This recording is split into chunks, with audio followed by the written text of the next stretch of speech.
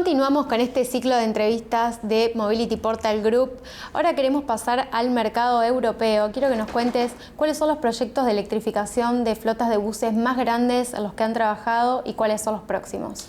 Sí que es cierto que el norte de Europa está a la cabeza en este sentido, ¿no? Y por ejemplo hemos hecho algunos proyectos, pues electrificar por ejemplo la ciudad de Malmö, su transporte público, han sido 95 buses si no recuerdo mal, también Aalborg que están en Dinamarca, otros 121 buses. Bueno, poco a poco vemos que esos países más nórdicos o más del norte de Europa están electrificándose. Aquí en España vamos pasito a paso, sí que es cierto que muy de la mano de la perspectiva de coste, pero en el norte de Europa sí que es cierto que van a un poco más, un espectro más grande, ¿no? A la tecnología más que al coste, ¿no? Entonces esas dos serían las más grandes, por decirlo así. ¿Y cuáles son las razones por las cuales es más fácil o sea más los casos de electrificación en el norte que en el sur de Europa? Obviamente hay una componente de coste.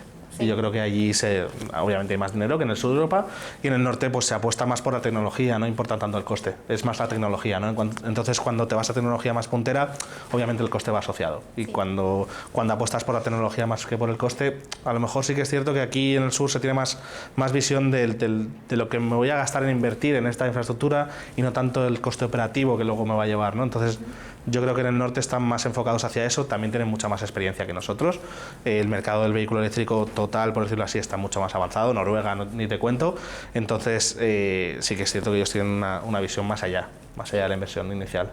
¿Y próximos proyectos? ¿Se puede contar algo? Próximos proyectos. No podré contar mucho, pero bueno, estamos electrificando otras ciudades, incluso países. Tenemos ahí Luxemburgo, por ejemplo. Pues yo creo que el 99% de los cargadores de Luxemburgo son de Kempower, ¿no? De potencia alta. ¿Por qué? Precisamente por los autobuses. Ahí todo el mundo se mueve en autobús, nadie se mueve por tren o por avión.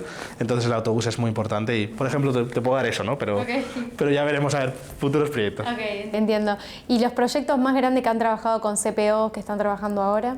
Que yo conozca, a ver, sí que es cierto que con CPOs trabajamos con muchos y muy grandes, y muchas veces nos perdemos, incluso dentro de la compañía, perdemos un poco el foco de ver quién es más grande.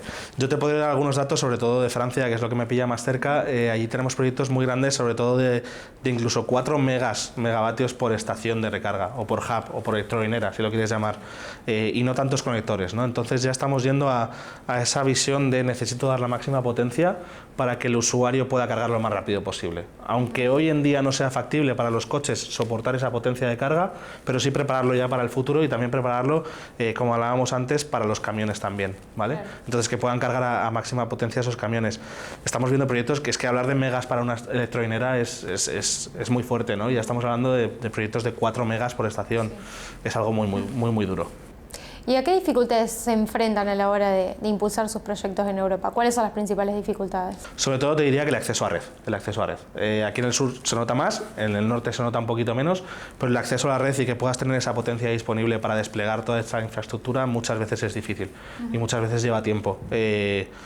No me quiero centrar mucho en España, pero en España hay veces que son más de 2 años para tener ese acceso a red y son costes muy elevados. En el norte de Europa no se ve tanto así, pero sigue siendo un problema.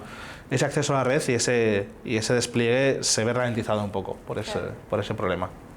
¿Y creen que hace falta beneficios, incentivos para poder mejorar esta situación? Es difícil, porque normalmente sí que hablamos de empresas que suelen ser privadas. Estos distribuidores de energía suelen ser empresas privadas o parcialmente privadas, vamos a decirlo así. Entonces es difícil imponerle a un sistema, a un sector tan fuerte como la distribución eléctrica, imponerle una normativa nueva. Es difícil. Creo que se debería trabajar en ese aspecto y ir más de la mano, ¿no? Que a veces los planes de las distribuidoras es distinto a los planes de los operadores de puntos de carga o de las propias directrices de Europa, ¿no? Sí. Europa empuja mucho para que se electrifique, pero esto lleva un proceso muy largo y muchas veces ese es el stopper. Genial. Gracias, Guillermo. Gracias.